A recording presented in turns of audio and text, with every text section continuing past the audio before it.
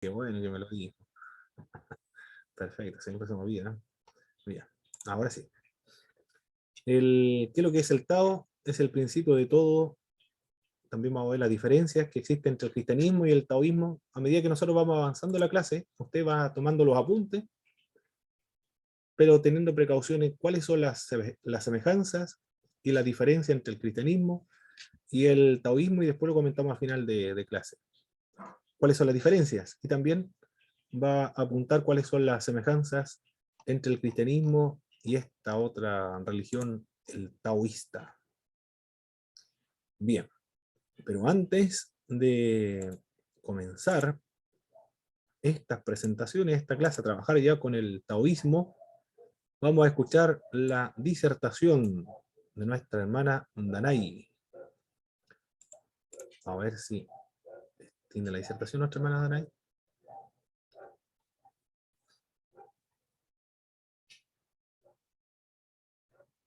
Hermana Danai tiene la disertación, ¿verdad?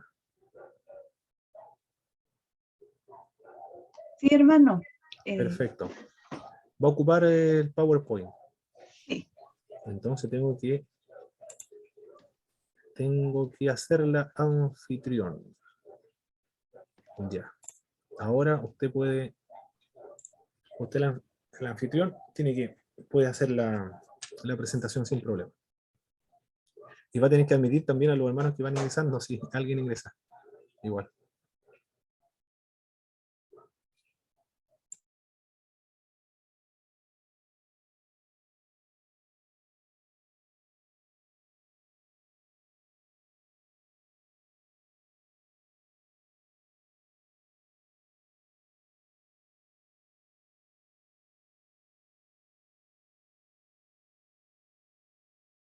¿Se ve bien, hermano, o no? Se ve perfecto, pantalla completa. Ya.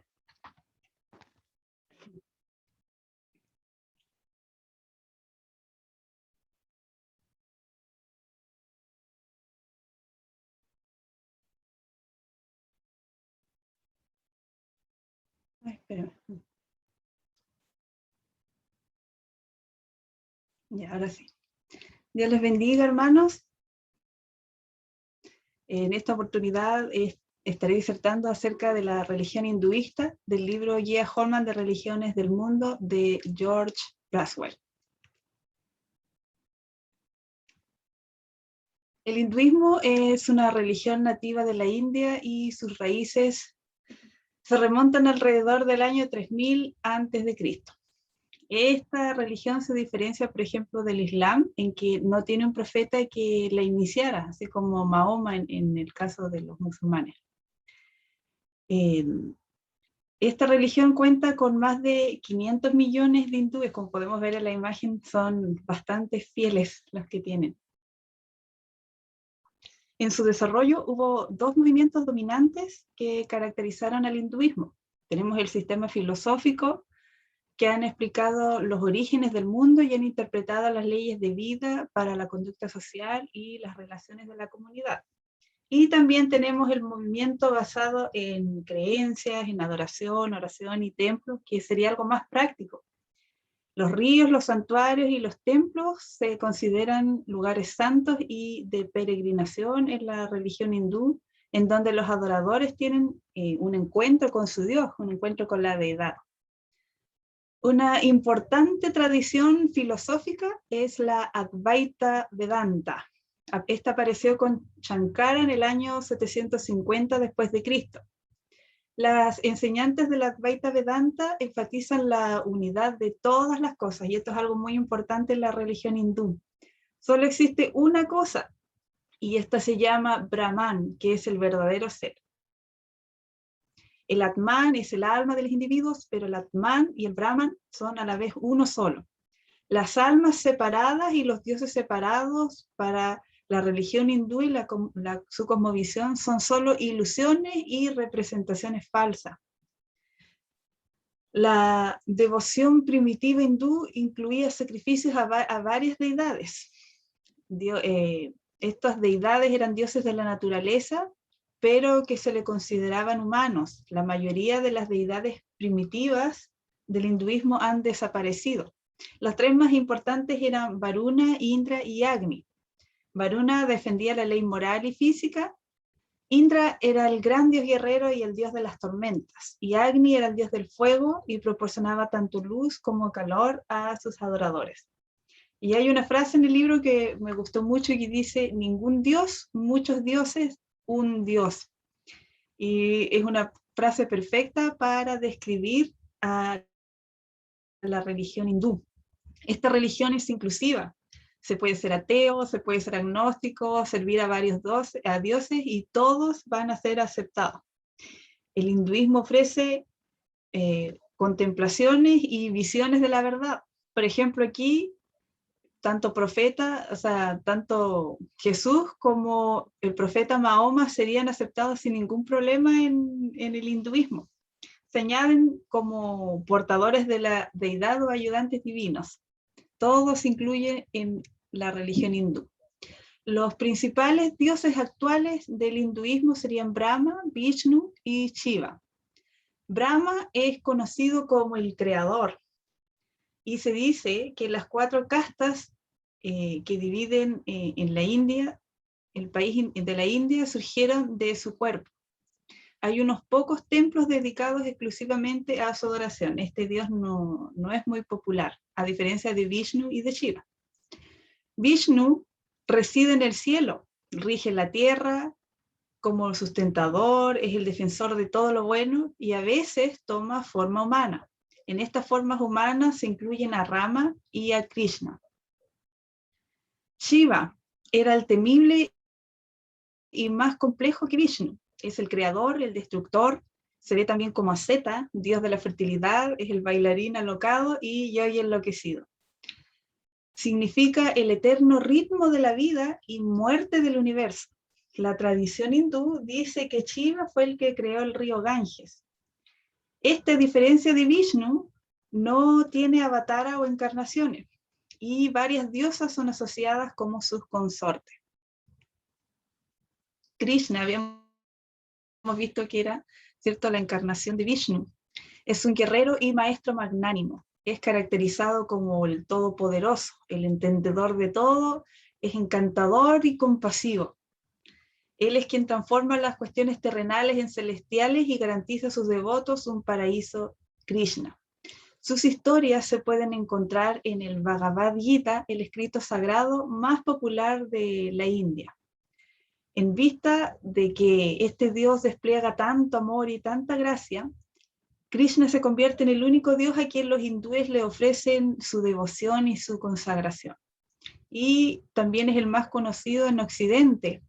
Nosotros todos hemos oído hablar del movimiento Hare Krishna, que ha traído su culto a las Américas. Con respecto a los líderes religiosos, encontramos a los brahmines y a los gurúes. Los brahmines eran sabios y sacerdotes que interpretaron la sabiduría de los dioses y los tiempos al pueblo.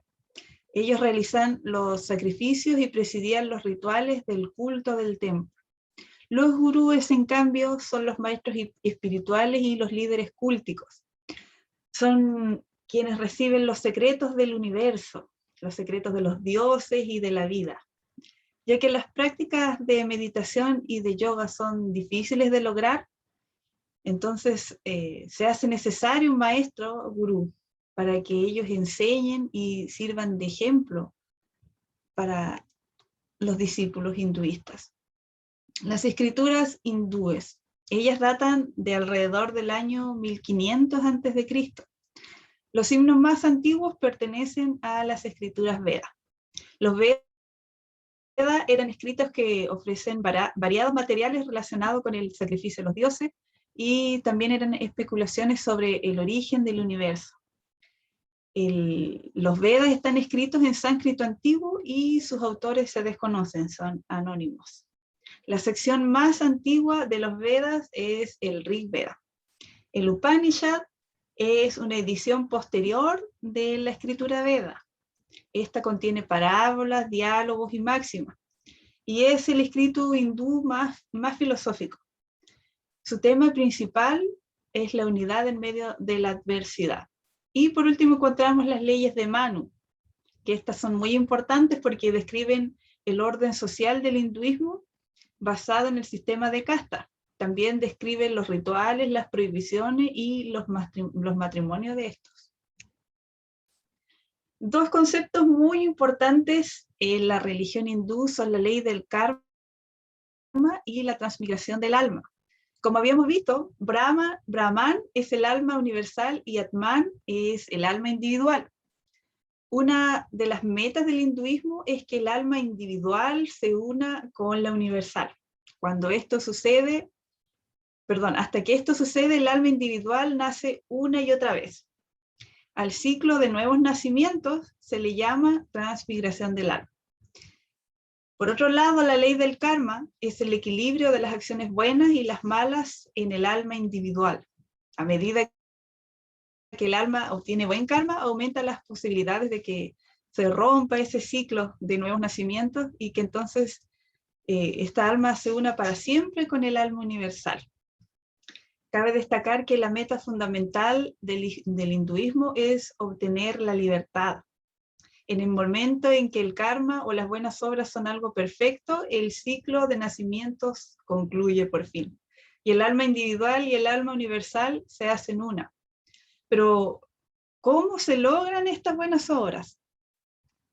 A través de tres caminos: el camino de la actividad, el camino del conocimiento y el camino de la devoción. El camino de la actividad enfatiza ofrendas y sacrificios a dioses y espíritus, en ceremonias tanto en templos como en los hogares.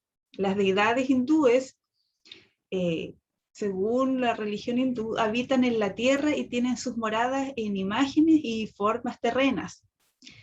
Este camino está al alcance de todos, pero es inseguro. No ofrece una libertad plenamente segura para los hindúes. El camino del conocimiento, o el Jnana Marga, proporciona conocimiento y discernimiento en cuanto a la esencia y el significado de todas las cosas.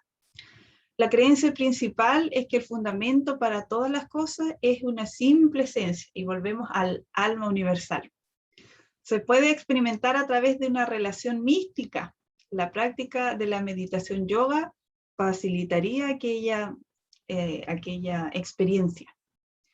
El camino del conocimiento posee 4 etapas. La del estudiante, en la que el joven estudia las escrituras Veda y también el Upanishad, y es guiado también por los gurúes. Luego la segunda etapa sería el dueño de casa. El hombre se casa, forma su familia y se dedica a mantener su hogar y también a ayudar a los necesitados. La tercera etapa sería del que vive en el bosque. Esta etapa ya es un poco más difícil de acceder, pero es accesible a todo el que quiera ir al bosque y crecer en el camino del conocimiento. Y por último, la etapa de la asceta. El hinduista que aprendió de los gurús las técnicas y de conocimiento y meditación, ya está listo para practicar el yoga por sí solo. Así que se va al camino del ascetismo. El camino de la devoción, o el Bhakti Marga. Este ofrece al hindú un dios personal que le da gracia para vencer el mal karma. El hindú se apoya en la deidad a través de la fe y una gran devoción. En este sentido, Krishna es la deidad más popular, pues el que ofrece amor y devoción a él puede alcanzar la liberación. El camino del conocimiento es difícil y limitado hacia unos pocos, pero el camino de la devoción es una creencia que es práctica y es la más popular. Como habíamos visto, la creencia en el karma y la transmigración del alma justifica el sistema de castas.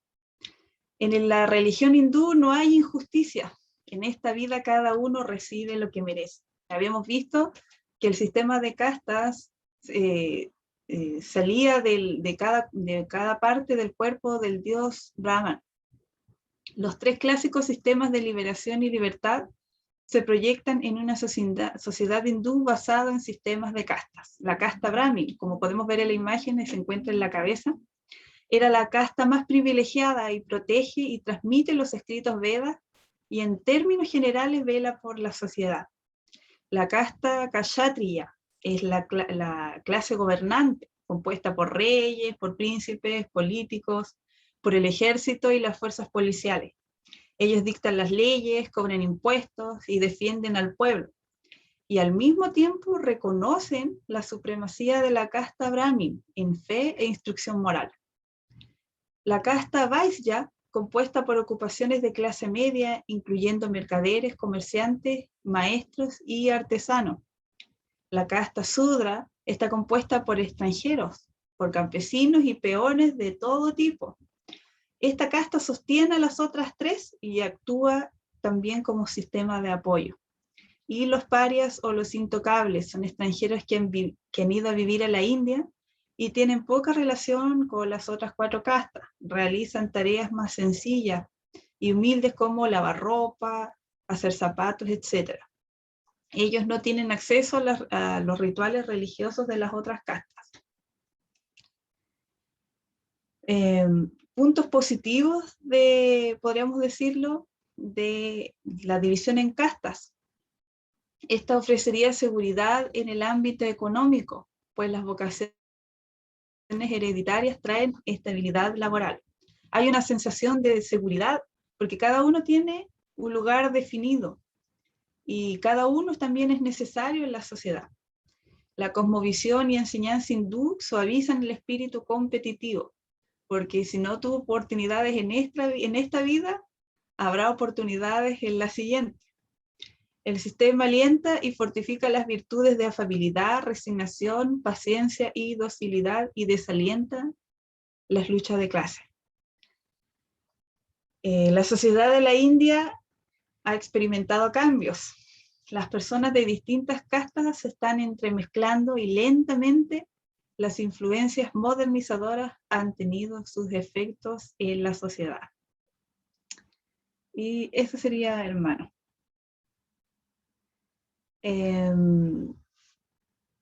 Fortalezas del texto. El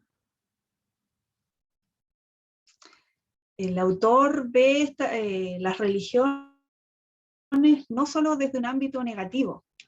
Eso es lo que más me gustó del libro cuando lo leí. Ofrece tanto el lado positivo como el negativo y es bastante objetivo a la hora de describir cada religión. Aunque es un resumen, es bastante bueno también porque se ocupa de cada parte de la religión, no deja nada fuera. Así que aunque es pequeño, podemos observar panorámicamente todo lo que se refiere a la religión y eso me gustó mucho. Como debilidades del texto, podría decir que me hubiera gustado que tenga más imágenes o algún bosquejo, algún esquema, porque la religión hindú es un poco difícil de estudiar por la cantidad de dioses y lo demás. Pero aparte de eso, nada más me gustó mucho el libro, es muy claro.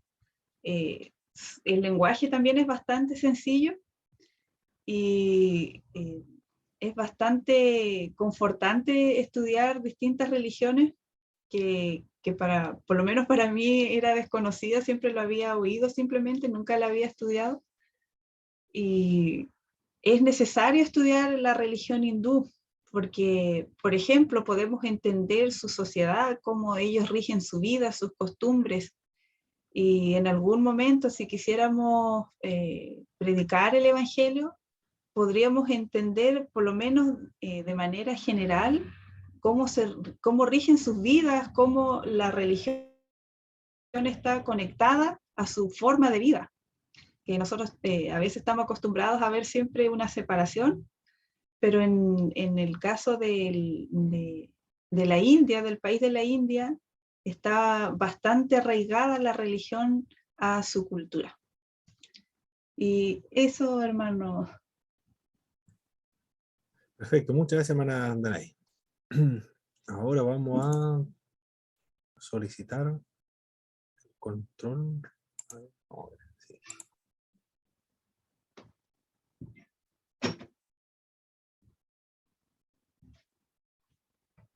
Yo creo que ahora sí pude.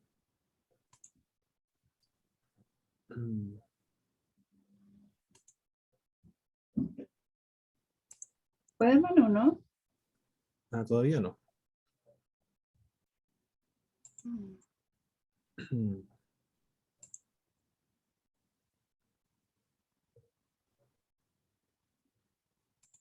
A ver, todavía no tengo. ¿Cómo tengo que pedirlo? Se me olvidó cómo lo pedí anteriormente. Salida batalla completa. A ver.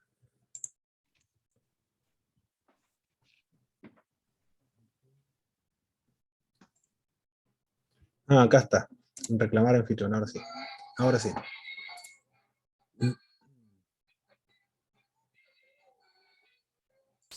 Pero no sé cómo. A ver. Ahora sí. Muy bien.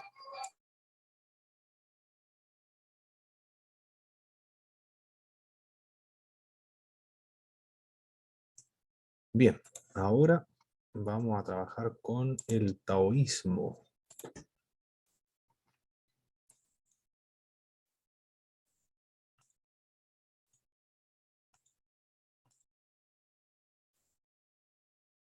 Otra vez.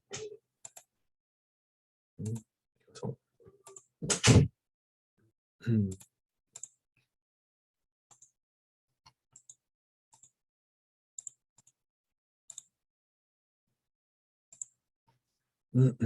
Ahora sí. Se ve la pantalla completa, ¿verdad?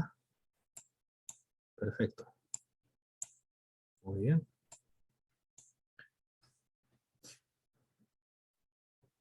Si Confucio y sus seguidores tienen una orientación intramundana y tratan de robustecer el Estado, tratan de consolidar, fortalecer el gobierno, así como mejorar el bienestar terreno y temporal de los súbditos. Están preocupados del más acá, de lo terrenal, de lo material, de lo social, de lo estatal. Pero con esa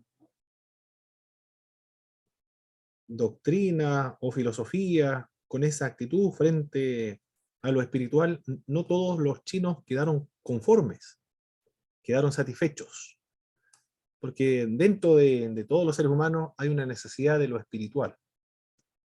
Lo material y lo de acá no lo satisface completamente.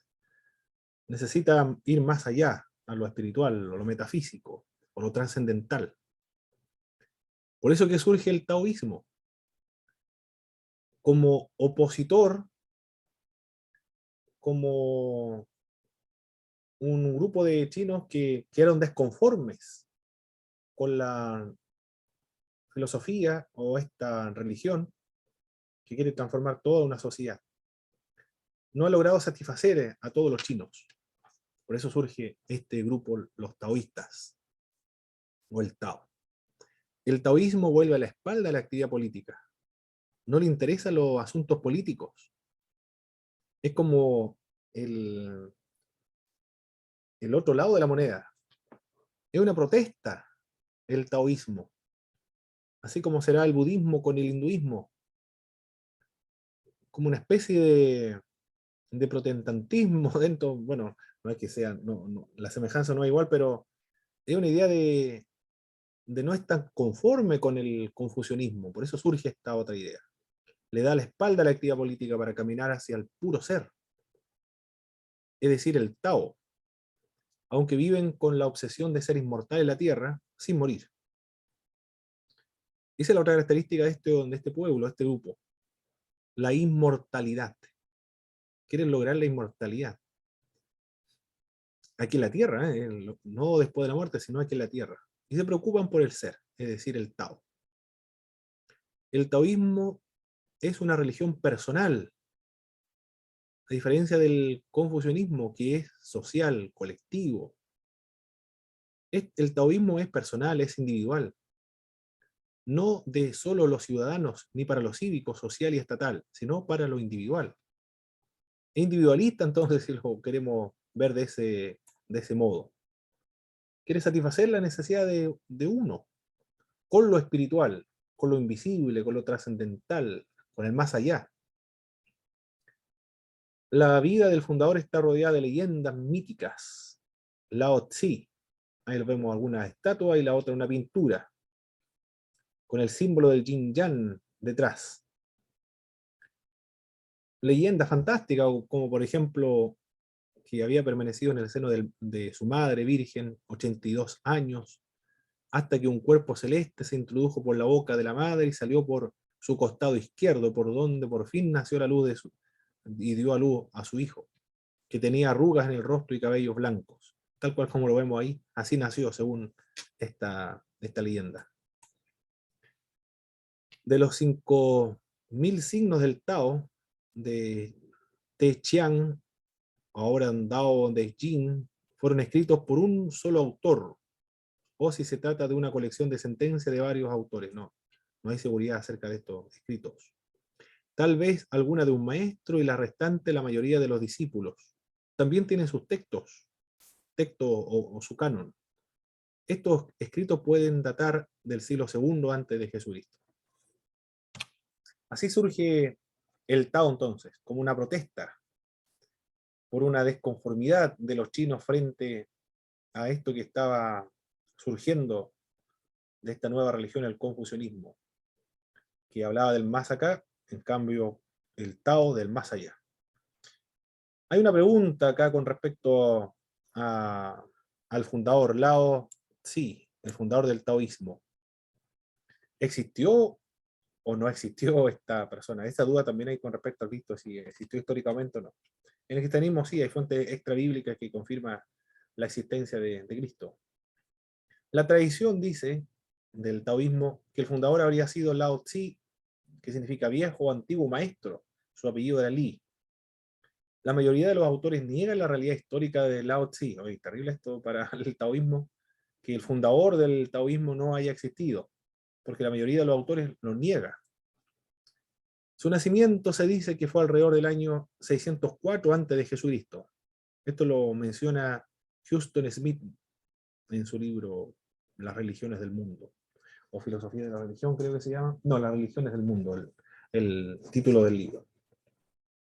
Está en duda con respecto a la realidad histórica o la existencia histórica de Lao Tzu, el fundador del taoísmo. A diferencia del cristianismo, que sí, un personaje histórico, no hay duda acerca de aquello. La otra pregunta con respecto al taoísmo: ¿es una filosofía o es una religión? ¿Qué es lo que es el taoísmo? Los autores chinos suelen diferenciar entre la escuela taoísta y el taoísmo como religión, o la religión taoísta. El taoísmo filosófico, o como filosofía de los orígenes, es una filosofía pura. ¿De qué habla esta escuela taoísta? Recogería la herencia de los llamados analistas conocedores de la tradición e historia de China, así como de su saber y de su sabiduría. Es una colección de todos los conocimientos chinos.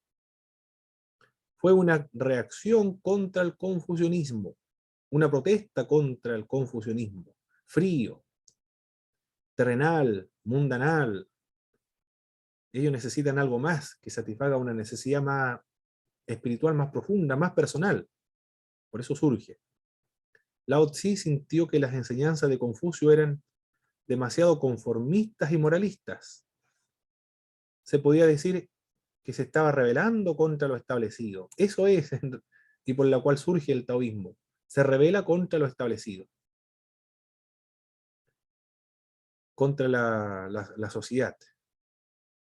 Lao Tzu hizo hincapié en el individuo, Confucio en la sociedad en general, acá en el individuo, y no en la sociedad. Si Confucio enseñó el deber, esto es lo que enseña Confucio, el deber, también la moderación, hay que ser moderado, y la sociedad, Lao Tzu, el fundador del taoísmo, aprecia la libertad, la liberación y la naturaleza, la manera de hacer el ser. Cuando habla acerca del ser, se refiere a un concepto más filosófico que tiene que ver con el Tao, que no lo puede él describir muy bien a qué se refiere el Tao cuando se le pregunta qué es lo que es el Tao. pero a eso se refiere el ser. Está muy emparentado con la filosofía de Occidente cuando habla acerca del ser. ¿Qué es lo que es el ser? Que se sigue hasta el siglo XX, se sigue reflexionando acerca de qué es lo que es el ser. Acá el Tao habla lo mismo. Su tema unificador es quitar nuestros ojos de las normas de la sociedad.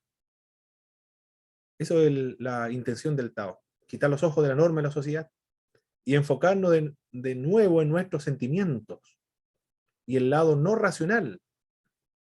Porque el otro era muy irracional, muy frío, muy calculador, muy moralizador, no, o normalizador. Acá le interesa más el Lao Tzu, le interesa más los sentimientos y el lado no racional. El lado no racional no significa necesariamente irracional de la vida. Están preocupados de la consecución de los estados alterados, la escuela taoísta. Se preocupa de los estados alterados de conciencia, los trances. A Confucio esto le resultaría ridículo o sería considerado como una persona realmente que no se preocupa de la sociedad, no se preocupa del aquí, del ahora, es un irresponsable. Pero estas personas están interesadas en el individuo, en las emociones, en lo espiritual, en lo profundo. Por eso que necesitan buscar estos estados místicos y se preocupan principalmente por eso, por la consecución de los estados alterados de conciencia, los trances. En ese sentido estaría más relacionado o más cercano, en esta idea del misticismo, del taoísmo, más cercano al pentecostalismo que se preocupa de la parte de las emociones y de cultivar la espiritualidad y estos estados de, de la presencia de Dios. Acá buscan los trances. Está muy cercano también en todas las religiones, este misticismo de unirse o estar en el punto exacto con la divinidad. Se preocupa de esto, de los estados místicos, y el otro, a diferencia de los otros grupos místicos, porque esto es un grupo místico, una religión mística, inherentemente mística, de la inmortalidad física, que se puede conseguir según el taoísmo aquí y ahora. Sería la dimensión que siguió la línea de la magia y del chamanismo. Está también relacionado con esa idea, con el chamanismo, con la magia, que están enraizados en China, aunque venido de las zonas nórdicas siberianas. Mira, acá con los taoístas el pentecostalismo entraría, pero fenomenal. No habría mucha resistencia. Se llevarían muy bien porque están relacionados con esta parte de la mística. ¿Por qué el pentecostalismo en América Latina creció tanto? Y si no fuera por el pentecostalismo, dicen los estudiosos, que los evangélicos serían una minoría imperceptible en la sociedad latinoamericana. Por el 70% de la sociedad latinoamericana son de las iglesias evangélicas, protestantes, son pentecostales, es importantísimo. Cambiaron el rostro de las iglesias evangélicas. ¿Pero por qué? Porque tiene características místicas, por eso, que son similares a las religiones de los pueblos originarios de América Latina, que están relacionados con la mística. Y acá también con el taoísmo se relaciona, busca aquello, la mística, los trances, el chamanismo, está relacionado con la magia, los milagros. Esto es lo que busca estos grupos, busca esa parte de la espiritualidad del ser humano, del misticismo. La otra parte es el taoísmo o daoísmo, es otra parte de la mezcla religiosa china. Así como el budismo e hinduismo contienen religiones radicalmente diferentes dentro del istmo. Hay tipos radicalmente diferentes en el daoísmo también. De hecho, los dos grupos básicos, el daoísmo religioso y el daoísmo filosófico, están allí. Los daoístas religiosos creen en los dioses con poderes redentores, que la naturaleza humana es pecadora. Aquí está relacionado con el cristianismo al considerar que la naturaleza humana es pecadora. están preocupados también de la redención de la raza pecadora y de la redención de la culpa y del pecado por medio de la oración. Está muy relacionado, muy cercano al cristianismo, aquí a lo que hizo el taoísmo, ¿no? Es decir, la naturaleza humana es pecadora, se requiere la redención, de la redención de la culpa, del pecado. Por eso que el cristianismo entraría bien acá, en este mundo no habría tanta resistencia y analogía y punto de contacto con el taoísmo. Sería más difícil entrar a los confucionistas para predicarle a los confucionistas o dialogar por lo menos con los confucionistas. Tendrían que ser más intelectuales, escritores, más filosóficos, más apologetas, podrían hablar con ellos. En cambio acá, con los taoístas, los pentecostales entrarían bien acá, en este punto. O en estos grupos de personas, sí, o con influencia del taoísta. La redención es por medio del pecado, por medio de la oración, la penitencia. Aquí ya lo separa el cristianismo, que es por medio de la alquimia, la mezcla de materiales o de minerales y otros rituales de la religión personal. Los taoístas buscan la inmortalidad aquí, ahora, en la tierra. Los taoístas filosóficos, por otro lado, son ateos. También hay dos grupos dentro del taoísmo. Hay unos que son religiosos, espirituales, relacionados con el cristianismo, con el pecado, la redención, la magia, la alquimia. Son individualistas, buscan las emociones. Pero también hay otros taoístas que son más filosóficos y estos son ateos, que no creen en la vida después de la muerte. Hay dos grupos dentro del taoísmo, uno que son religiosos y la otra más filosófica. Las filosóficas son ateos, no les interesa, son prácticamente igual que el confucianismo. El Tao, actualmente el Dao, ¿qué es lo que es el Tao o el Dao? Lao Tzu toma este término del pensamiento tradicional chino, pero lo erige de su sistema religioso y lo modela conforme a sus profundas reflexiones metafísicas. Su concepto del Tao es muy elevado, aunque fluctúa entre el ser personal e impersonal. Aquí ya comienza la indefinición del Tao para Lao Tzu, si realmente existió, si fue un personaje histórico o no. Porque, ¿qué es lo que es el Tao para él? Es un ser personal, primero dice un ser personal, pero al mismo tiempo es impersonal. Es decir, tiene características de personalidad, intelecto, emociones, voluntad. Intelecto, emociones, voluntad. Tres características de la personalidad. Pero al mismo tiempo no las tiene. Es decir, es impersonal. No tiene sentimiento, ni intelecto, ni tampoco tiene voluntad. Es impersonal entonces. Es personal y al mismo tiempo impersonal. Y luego dice Lao Tzu, de la enseñanza del taoísmo, el Tao es de orientación monista. ¿A qué se refiere la orientación monista? Existe un solo principio en el ser. Existe una sola realidad, una sola existencia. No hay diferencia en todas las cosas. El monismo está relacionado con el panteísmo. Por eso que hay una especie de impersonal, panteísta, monista, e incluso el concepto dentro del taoísmo es monoteísta.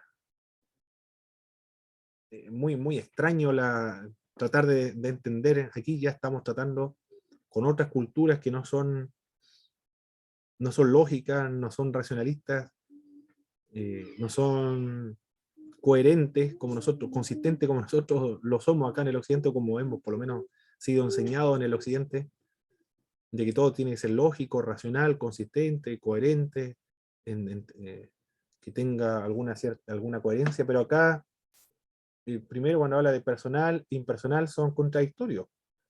También dice que es monista, es una característica panteísta, pero al mismo tiempo después dice que es monoteísta, existe un solo Dios, que es el Tao, pero con fuerte ingrediente de panteísmo humano cósmico. Es realmente es difícil comprender a qué se refiere cuando se le pregunta qué es lo que es el Tao. Muy, muy, muy difícil qué es lo que es el Tao. Y Por lo menos eso es la introducción, cuando él comienza, se le pregunta qué es lo que es el Tao, así comienza él. Es un Dios personal, monista, panteísta, impersonal, monoteísta también, del humano cósmico. Esas son por lo menos a grandes rasgos, qué es lo que sería el Tao. Y luego comienza a desmembrar lo que es el Tao. Es el principio hacedor de todo, dice Lao Tzu. Es el principio primigenio y primordial del cielo y de la tierra, el universo. Por lo menos lo confiesa Lao Tzu, el fundador de esta religión taoísta. Dice que es el principio primordial del cielo y de la tierra, del universo. No sé su nombre. Su nombre no ha sido revelado. Bueno, ahí está la diferencia también con el cristianismo. Porque en el cristianismo el nombre de Dios sí ha sido revelado. Se ha dado a conocer. Con varios nombres. No solamente con un nombre. Con varios nombres en el Antiguo Testamento. Jehová, Adonai, Elohim, Jehová Jireh, Jehová Rafa. Es decir, con muchos nombres. Jesucristo, Espíritu Santo. De acuerdo a los nombres, son de acuerdo a las obras, las acciones reveladoras de Dios. Dios se autorrevela, da su nombre, se da a conocer, este soy yo, y se da a conocer el nombre de Cristo. Pero en cambio acá, el Lao Tse no conoce el nombre, dice, no sé su nombre, no sé cómo se llamará. Pero él le puso un nombre, le llamo Tao. Ese fue el nombre que le aplicó, el Tao. Más aún, sin nombre. Él es principio del cielo y de la tierra. Y con nombre es la madre de los 10.000 seres, dice también. Padre de todos los seres, es decir, el Tao tiene como dos etapas o estados. Uno de estos estados es el trascendente, es la misma característica que tenemos de Dios nosotros, nuestro Dios es trascendente, diferente, distinguible, separado, alejado, no se puede confundir con la creación, esa es la idea de la trascendencia. Acá el Tao también tiene esta misma característica de la trascendencia, es solitario, o bueno, acá hay otro problema porque el Dios nuestro no es solitario, hay tres personas que lo componen, no está solo. En el Dios cristiano no hay soledad, en cambio aquí, sí, para el taoísta, este Dios, el Tao, está solo, en el cual carece de nombre, no tiene nombre tampoco, por eso él le llama Tao, o sea, es inaprensible, esta es la característica del Tao, inaprensible, incognoscible, no se puede aprender, no se puede conocer, es inmutable, es infinito, etc. La segunda etapa o periodo inicial se inicia cuando hace tanto al dios cielo como la diosa madre tierra de las creencias tradicionales chinas. La fórmula 10.000 veces significa todos los seres que han existido, existen y existirán, diferentes al Tao.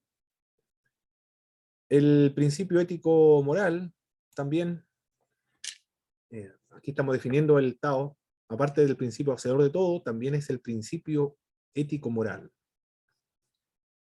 Además de potencia y causa natural o de las cosas del universo, es también moral y espiritual. Si hay un comportamiento moral, se debe gracias al Tao. Es también moral y espiritual dotado de propiedades éticas, como la bondad suprema, la ausencia de deseos, la moderación, sin codicia alguna, el amor altruista, etc. Esas son las características del Tao. Es la norma de todo sin ser normado por nada, ni por nadie. Pues la norma del Tao es el mismo Tao. Aquí también está muy estrechamente, o hay una semejanza con el Dios cristiano. ¿Cuál es la norma de Dios? El mismo es su propia norma. En cambio, el fundamento de nuestra conducta, nuestra moralidad, nuestra ética es Dios mismo. En cambio, en Dios Él es el mismo. Acá también parecido en estas características morales y éticas con el Dios cristiano. Vuelvo a seguir, hermano. No me demoro mucho.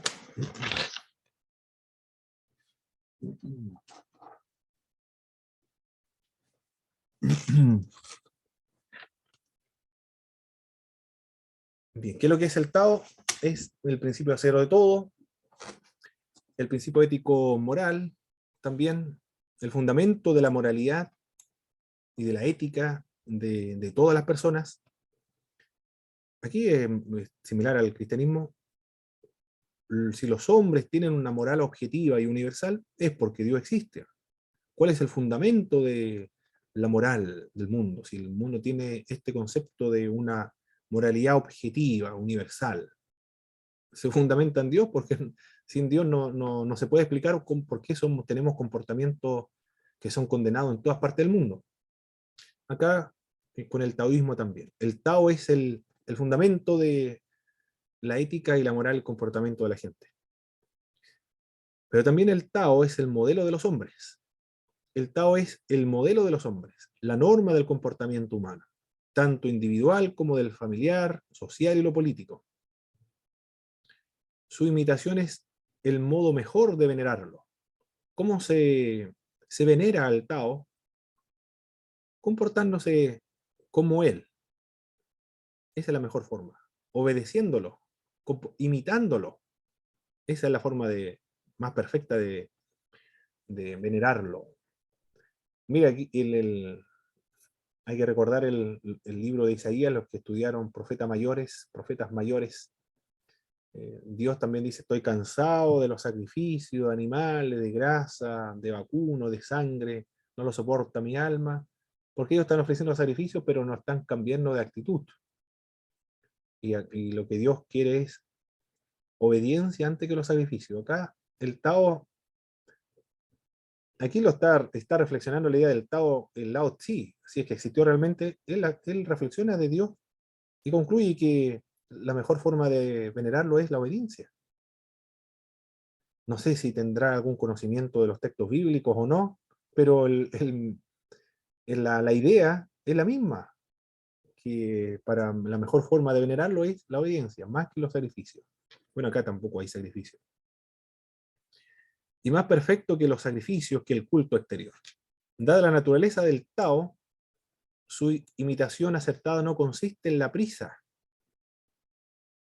El Tao tampoco se caracteriza por el activismo, ni por la prisa ni el activismo, sino en la sencillez, en la falta de pretensiones y prepotencia, en la actuación reposada, serena. A esto se le va a aplicar un término, que es el Wu Wei. ¿Qué es lo que es el Wu Wei? No actuar, la no actuación. No significa no hacer nada, sino la otra idea muy parecida al cristianismo también. Tao, el significado literal de esta palabra es camino o es la vía. Tao, camino, vía. Pero es una especie de muy extraño de cómo se define esta divinidad. Personal, impersonal, monista, panteísta, monoteísta.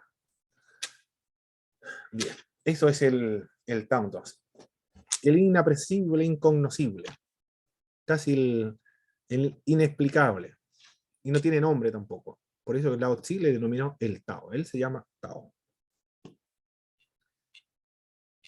El Wu Wei, ¿qué es lo que es? El no hacer, no tomar acciones, norma de conducta o imitación del Tao. ¿Cómo se imita al Tao? ¿Y cómo se le adora? Practicando el Wu Wei. ¿En qué consiste el Wu Wei? En no hacer nada. No tomar ninguna acción. El que se dedica a aprender trata de acumular conocimiento día tras día, enseñan los taoístas. Pero el que se dedica al Tao trata de disminuir su acción. No actúa, sino que disminuye su actuar. Día tras día. La disminución y la vuelta a disminuir hasta que consigue no hacer nada. Cuando no ha hecho nada, entonces ha llegado a la perfección, según el taoísmo. Cuando ha llegado a esta etapa de no hacer nada, no hay nada que no haga, dice la enseñanza del taoísmo. Ahí comienza a hacer. Nada hace, pero nada deja de hacer.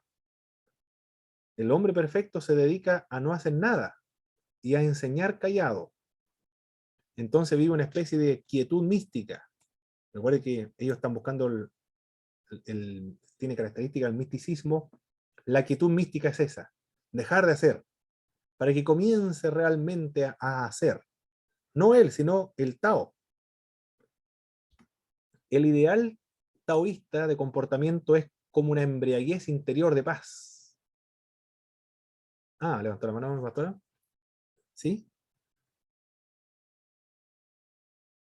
Mi hermano Pablo, una ¿Sí? consulta antes de que ¿Sí? se me vaya. Cuando se habla del Wu Wei, es no hacer nada en todas las acciones, o no me quedó claro. Todo, o sea, que en un día hay ciertas acciones que ellos no pueden hacer, o en el fondo llegar como a esa, como cuando uno ve en la televisión estos monjes que están como en lugares quietos, donde prácticamente da la impresión de que están ahí todo el rato sin tener ninguna otra actividad más que dedicarse a eso. Ah, muy bien. Bueno, cuando dice, cuando ha dejado de actuar, cuando ya no comienza él a hacer, no hace ninguna acción, ahora comienza y luego comienza a hacer. Gracias a eso comienza a hacer o comienza a actuar. Y cuando ya ha dejado de hacer todas las actividades, ahora no hay ninguna actividad que no haga. Dice Tancred del Tao. Mire, se parece mucho al cristianismo. Estoy leyendo acá los apuntes de cómo lo expresan ellos. Pero lo voy a traducir al cristianismo, el lenguaje nuestro. El apóstol Pablo dice, no vivo yo, mas Cristo vive en mí. Con Cristo juntamente estoy crucificado, y no vivo yo, mas Cristo vive en mí. ¿Qué es lo que está diciendo el apóstol Pablo? Que él ya, para tratarlo de hacer una analogía con la enseñanza del taoísta, del Wu Wei, con Cristo estoy crucificado. He sido, y también la enseñanza del apóstol Pablo en Romanos, en el bautismo, con Cristo estoy crucificado, luego he sido sepultado y me considero muerto ahora, y he sido resucitado en novedad de vida. Ahora no soy yo el que existe ni el que está vivo, porque ahora yo estoy muerto, más Cristo es el que actúa en mí. Esa es muy parecido a la idea enseñada del taoísmo del Wu Wei, es decir, cuando uno ya no ha dejado de ser, ha dejado de actuar, deja que el Tao comience a actuar por medio de él. Esa es la misma, la analogía es la misma. Por eso que hay semejanza hay semejanza y diferencia en todas las religiones. Por eso se puede entrar a la religión, el cristianismo puede entrar a todas las religiones porque hay semejanza con ellas. Acá el misticismo, el hecho de negarse a uno mismo, enyugarse a uno mismo, a Cristo, someterse a Cristo, esclavizarse a Cristo, el morir con Cristo, sepultado con Cristo, y Cristo comienza a actuar a través de nosotros. También lo dice la otra religión, acá el taoísmo lo dice en este concepto del Wu Wei. Es un comportamiento, es como una embriaguez interior de paz, de tranquilidad, de silencio. Los que de verdad saben no hablan, y los que hablan no saben. ¿Qué es lo que quiere decir? No es que no esté pronunciando palabras, sino que ahora, como él ha dejado de actuar, el Tao comienza a hablar por medio de él. Esa es la idea. Igual que lo que dijo el Señor cuando lo llevan a los tribunales de justicia, no se preocupen lo que ustedes van a decir, porque el Espíritu Santo hablará por medio de ustedes. Es la idea exactamente la misma acá con el Wu Wei. Mira, lo que está hablando acá es Lao Tzu, un chino, que está desconforme con el confucianismo. Pero a esa conclusión lo llegó por medio de la reflexión, por la razón, no por medio de la revelación. Pero se acercó a la revelación, eso es lo increíble. O llegó a estos conocimientos sagrados, similares, no lo mismo por supuesto, similares, pero por medio de la revelación general. Puede ser. No estoy seguro, ahí estoy tratando de reflexionar. ¿Cómo esta persona llegó a conocimientos muy semejantes a lo enseñado en el cristianismo?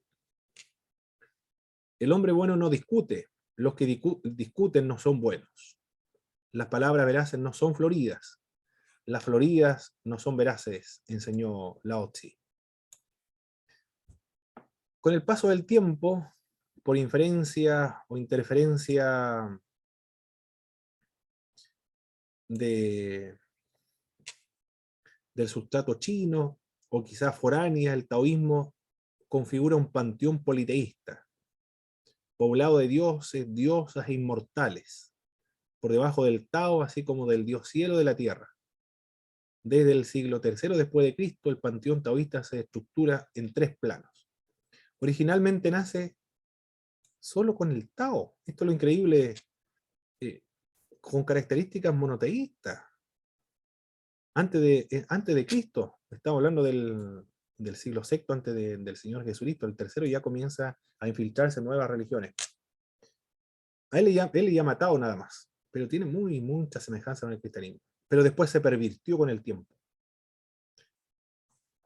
Después surge o viene un politeísmo. Recuerde que anteriormente era una especie de monismo, uno solo, o monoteísta, un solo Dios, personal, impersonal, panteísta, esas son las ideas. Pero después ya comienza el politeísmo severo. Los 3 puros. Dios es encargado de la dirección de cada uno de los 3 cielos. El cielo de la pureza, el cielo de la pureza superior y el cielo de la pureza suprema. Hay 3 cielos entonces. Es como una especie del cielo de los 3 cielos, como el Mapudungun, en los tres estados o los 3 plataformas. El Inche, el Minche Mapu, no me acuerdo cómo se llama la otra, el Wenumapu en el cielo, el Nat Mapu en la tierra. Acá también hay 3 cielos. Uno, el cielo de la pureza, el cielo de la superior y el cielo de la pureza suprema. Lao Tzu serían una de las presencializaciones del cielo supremo. Así lo va a configurar después. Aquí ya estamos viendo entonces que en el taoísmo la religión y el concepto de Dios se va desconfigurando, desfigurando y van ingresando nuevas creencias al taoísmo de cómo era originalmente. Aparecieron después muchos dioses y diosas de rango inferior, pero siempre el supremo va a ser el Tao. Entonces originalmente una religión monista, panteísta, monoteísta, de un dios personal e impersonal. Pero después ya se va a convertir en una especie de enoteísmo. Muchos dioses, pero uno que es superior que el Tao. Con el transcurso del tiempo. La doctrina cristiana con respecto a Dios no ha mutado, siempre ha sido la misma, se mantiene. Y los que han mutado, han cambiado, ya no se le puede denominar cristianismo ortodoxo, sino herejías o sectas. En cambio acá, cuando ingresa el politeísmo, ingresan estos inmortales, dioses y diosas, sigue siendo el Tao. En cambio el cristianismo no, lo ha marginado a la herejía. ¿Quiénes son los inmortales? Numerosos, de distintas gradaciones, que vivían en islas o en las montañas paradisíacas, realmente existentes según la creencia de los taoístas, aunque inaccesibles para los hombres normales. La cima de esta plataforma estaba ocupada por los 8 inmortales, que había muchos inmortales, pero habían 8, los más importantes que eran estos, los inmortales, o tal vez los inmortalizados, o sea, personajes humanos divinizados. Se han hecho famosos, incluso populares, gracias a la historia legendaria, al teatro, a su representación en el arte chino, taoísta. Aparecen estos inmortales. Y como Jorge Luis Borges tenía una biblioteca que lo heredó de su papá, de su abuelo también parece, y leía una cantidad impresionante de libros este hombre, que leyó todos los libros de todos los países del budismo, budismo, hinduismo, taoísmo, y en uno de sus libros, el Aleph, habla de los inmortales. Yo creo que lo sacó de uno de los libros que leyó de los taoístas. Un cuento de los inmortales, muy hermoso el cuento de los inmortales. Lo deja reflexionando a uno de la inmortalidad. Bueno, lo presenta desde este punto de vista, el taoísmo. Lo influenció en un su cuento breve. Vamos a seguir explicando esta idea del Wu Wei. Dice Houston Smith una autoridad mundial en las religiones del mundo y en la filosofía de las religiones del mundo. Muy importante el libro. Yo este lo conseguí en una biblioteca acá, en una librería en Puerto Montt. No sé si en otra parte estará. También lo vi en Busca Libre, también se puede conseguir. Pero muy buen el libro para introducirse a las religiones del mundo.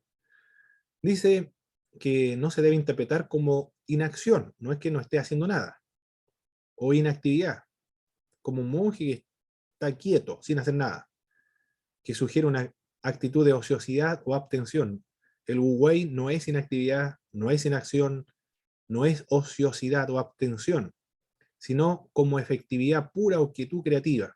Se está haciendo algo, pero por medio del Tao. Es la acción suprema, la complacencia preciosa, la simplicidad, la libertad que fluye de nosotros, o más bien a través de nuestro.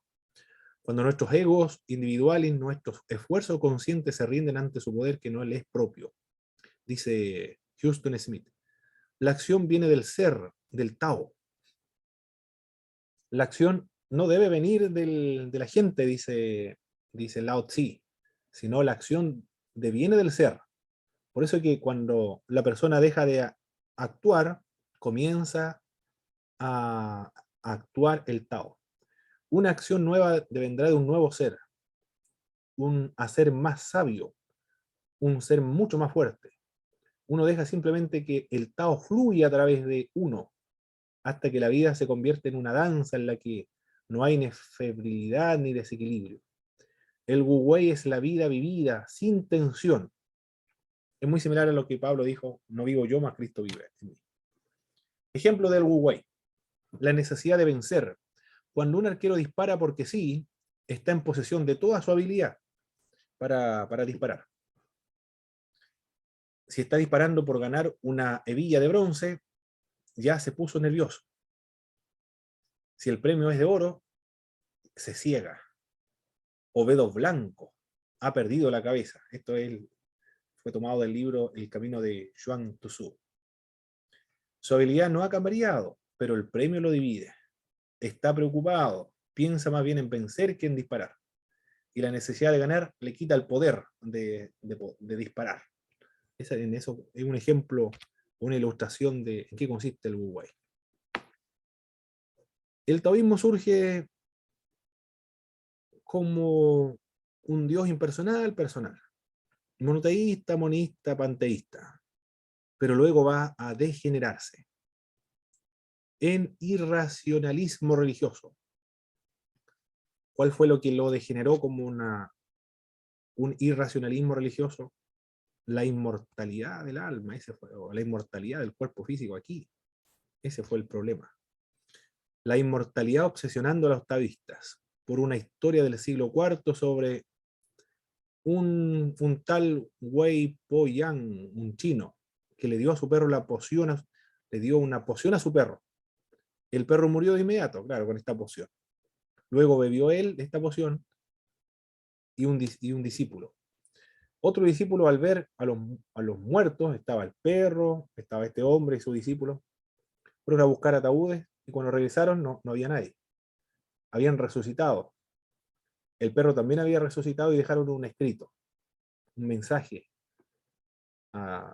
Y habían seguido su camino, habían logrado la inmortalidad. Y gracias a este cuento, ellos comenzaron a obsesionarse con la inmortalidad. Querían volverse a experimentar la inmortalidad aquí en vida. Y como están tan obsesionados por lograr la inmortalidad, hay varias formas de conseguirla. Nunca nadie lo ha conseguido. Solamente a ese cuento, una leyenda antigua que nadie sabe si es verdad o no, pero ellos quieren experimentar la inmortalidad. Ahora, algunos intentan conseguir la inmortalidad, esta es la parte más irracional del taoísmo. Iban bien cuando se originaron, pero ya a esta altura se degeneró. La respiración fetal. Si uno respira de cierto modo, dice la enseñanza taoísta, se va a lograr la inmortalidad. La retención de la respiración de modo que en vez de entrar y salir, circule por el interior del cuerpo como hace el feto en el seno de su madre. Quien consigue retener lo equivalente a 1000 respiraciones habrá conseguido la inmortalidad, dice esta enseñanza. Es una forma de conseguir la inmortalidad. Otra forma de conseguir la inmortalidad, los regímenes dietéticos. Generalmente vegetarianos, abstemios, no comer carne, tampoco cereales, no tomar vino, ni licores. De esa manera se van a liberar de los 3 demonios maléficos que producen la muerte. Bueno, ni por la respiración fetal, ni los regímenes dietéticos han logrado la inmortalidad. Otro intenta lograr la inmortalidad por medio de los ejercicios gimnásticos y respiratorios, capaces de hacer que el hombre realice la circulación correcta de la energía, la respiración o soplo vital. Por medio de los ejercicios y la respiración, en algún momento se va a producir la inmortalidad del ser humano. Y la otra más terrible forma de obtener la inmortalidad es por medio del cinabrio exterior o alquimia externa. Consiste en transmutación de los metales. ¿De qué metal está hablando acá? De una mezcla de cinabrio, es decir, sulfuro de mercurio. Comienzan a beber mercurio, pero mezclado con oro. Es mercurio mezclado con oro. A eso le llama alquimia, cuando se produce una mezcla perfecta y lo toman, pero está mezclada correctamente, en el instante logran la inmortalidad. Destilado tantas veces, es decir, el oro tiene que destilarse unas 9 veces, que se origine en cinabrio puro, que es tomado inmediatamente. Quien lo hacía lograba la inmortalidad en el acto. Y como prueba de que había logrado la inmortalidad, comenzaba a levitar. Esta era lo que se enseñaba. Pero esta práctica del cinabrio exterior fue abandonada por la muerte de varios emperadores que se sometieron a esta práctica. Muchos emperadores que querían convertirse en inmortales hicieron la prueba de mezclar mercurio con oro y lo bebieron y todos murieron. Ninguno logró la inmortalidad. Finalmente la descartaron como un recurso. Pero experimentaron, querían lograr la inmortalidad. Tienen la misma obsesión de la inmortalidad, el sentimiento de los creyentes de la inmortalidad, claro que no se consigue por medio de estas prácticas, sino por la fe en Cristo, en la segunda venida de Jesús. Dentro del taoísmo, de esta religión, que comienza muy bien, pero después se degenera, también se incluyó la adivinación. Y también lo chamánico, lo alquímico y el quietismo. El trance chamánico tiene la finalidad de unir al creyente con el Tao. Y la alquimia es un recurso para obtener la inmortalidad y también el quietismo. Con respecto a la alquimia, se desconoce el origen de la alquimia china, ciertamente anterior al taoísmo. El taoísmo va a incorporar la alquimia. Parece que desde mucho tiempo atrás intentaron mezclar los metales para lograr la inmortalidad o obtener oro. Este la incorporó a su sistema religioso como uno de los recursos eficaces para obtener la inmortalidad. El irracionalismo religioso y el quietismo se deriva de la lógica del Wu Wei, o no actuar, para que el Tao comience a actuar. Contribuyen al declive del taoísmo. Disminuyó por esta irracionalidad religiosa, comienza a disminuir su popularidad.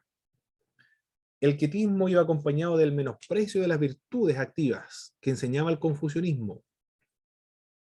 Se fue al extremo, quiere protestar contra Confucio, pero se fueron al extremo de ya no responsabilizarse por los temas sociales o por cultivar las virtudes sociales, de la absoluta despreocupación respecto de los negocios humanos, de los asuntos temporales, el letargo social incluso de la política del gobierno en el caso de los emperadores taoístas. Imagínense un emperador que era un presidente, un rey, que no le importaban los asuntos políticos, cívicos, económicos, nacionales.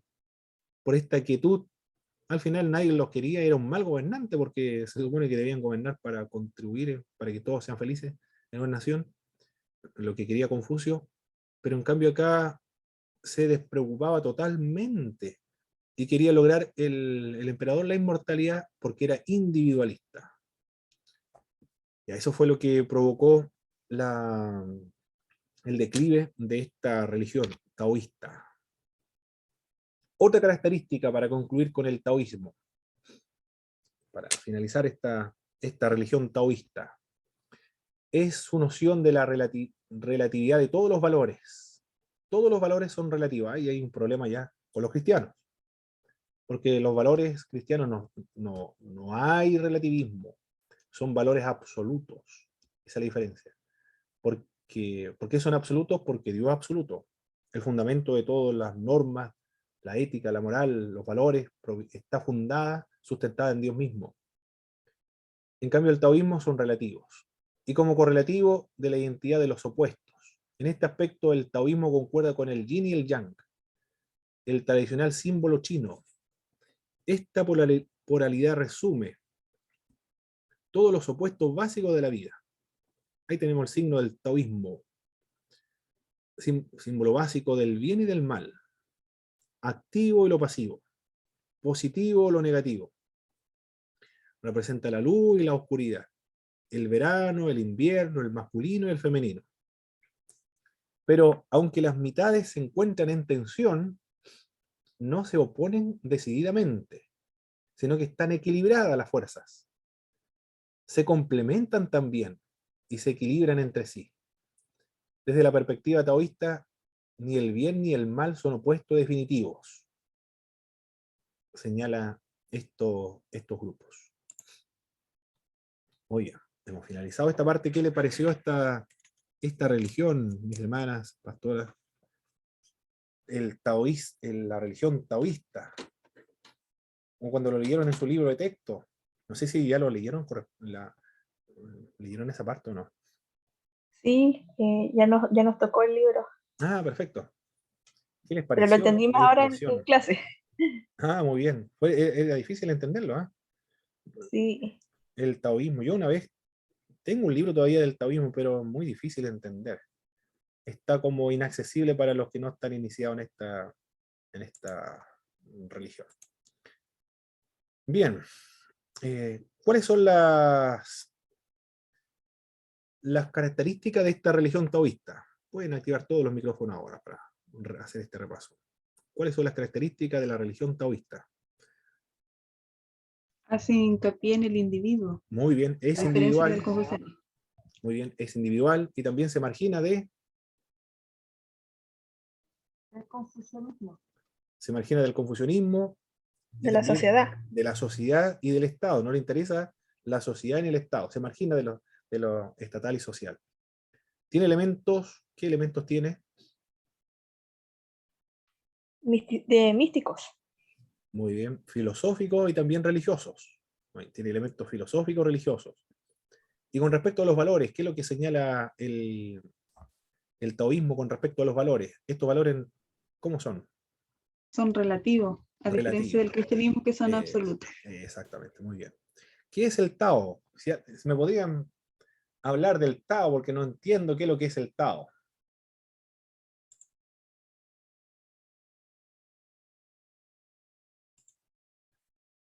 Es difícil de definir, pero era como el principio hacedor de todo. Perfecto, el principio hacer de todo, muy bien. Y ¿Qué también más? era un principio ético-moral. Excelente, donde se fundamenta la ética y la moral, perfecto. ¿Y qué Puede más? ser impersonal o personal. E impersonal y al mismo tiempo impersonal. Esto es muy contradictorio, ¿eh? Pero como estamos estudiando otra cultura, no nos estamos estudiando nosotros, para ellos es muy comprensible este día. Ellos lo entienden muy bien, nosotros no, porque hemos sido enseñados de otro modo. Tiene que ser, no existe contradicción en una verdad, pero ellos es personal e impersonal. Es monista y monoteísta y panteísta al mismo tiempo. Me gustó mucho esa la definición que él mismo da, los mismos taoístas. ¿Cuáles son las diferencias entre el cristianismo y el taoísmo?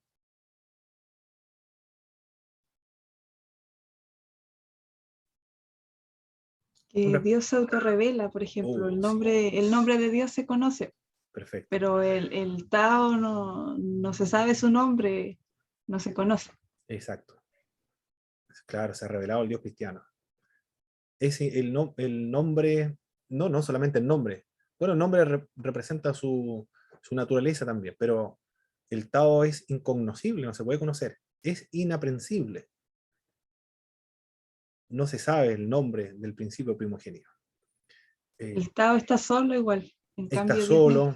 En el cristianismo, claro, hay una trinidad, 3 personas que están dentro de Dios, o componen Dios. Dios es inmanente, pero no se funde con la creación. En el taoísmo el Tao es animista, pues endiosa también la tierra y endiosa al cielo, cuando se comienza a degenerar. El cristianismo es monoteísta, el taoísmo es politeísta, o por lo menos después se volvió politeísta. Hay semejanzas con el cristianismo. Una de estas semejanzas es que considera a Dios como trascendente e inmanente, es decir, es diferente a la creación, pero está dentro de la creación también. ¿Qué más? La otra semejanza con el cristianismo señala que hay un creador, también en el taoísmo. En el cristianismo la moral viene de Dios, en el taoísmo viene del Tao. Y la otra semejanza, para poder adorar o venerar bien al Tao, ¿qué es lo que debían hacer los taoístas?